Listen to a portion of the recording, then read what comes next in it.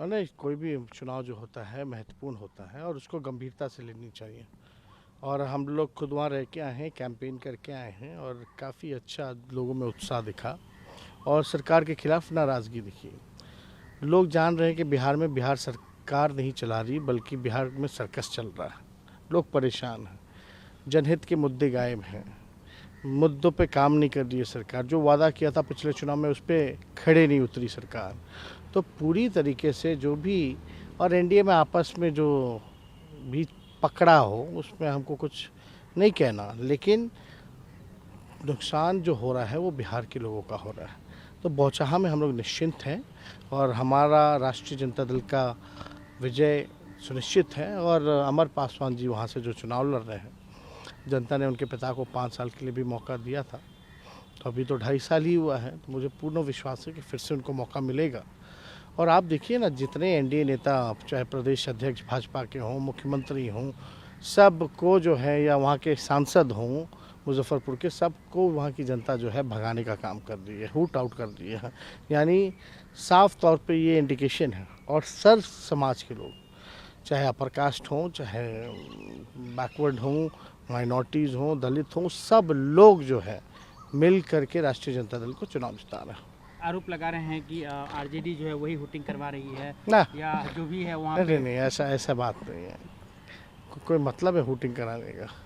हम लोग इस काम को अंजाम देने की कल्पना भी नहीं कर सकते, सोच भी नहीं सकते। ये तो जनता है ना।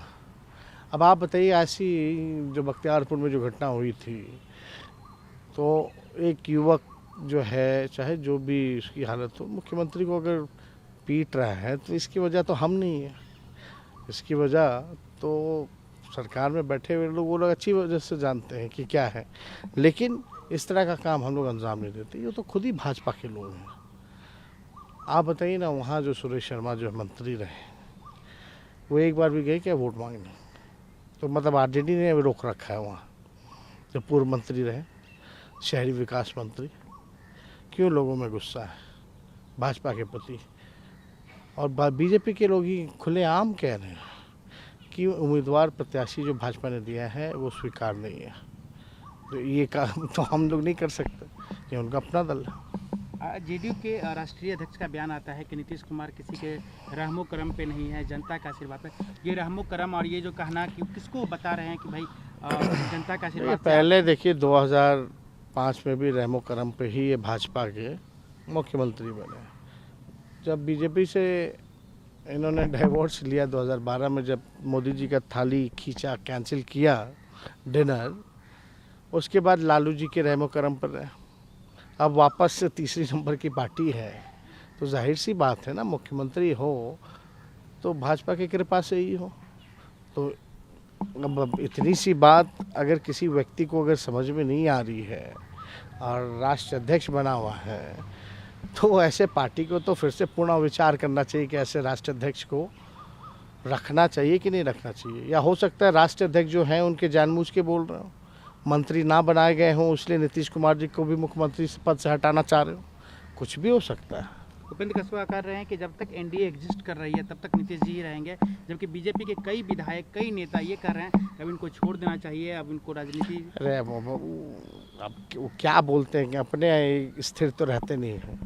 अब उनको शिक्षा व्यवस्था बहुत अच्छा लग रहा है, हाँ, तो कहाँ कहाँ वो घूम लिए हैं, क्या क्या नहीं किए, तो सब जाना, इस पर क्या बोलना। ठीक है, एक अंतिम सवाल।